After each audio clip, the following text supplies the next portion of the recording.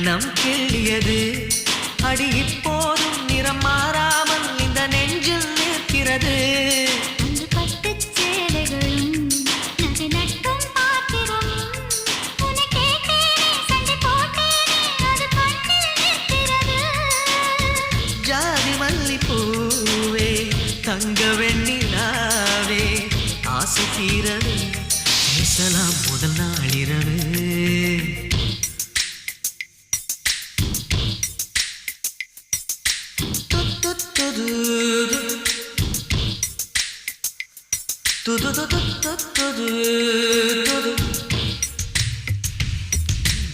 ஏனம்மா உன்னை நேசிக்கவும் அந்த வாசிக்கவும் என்னை காத்திருக்கு.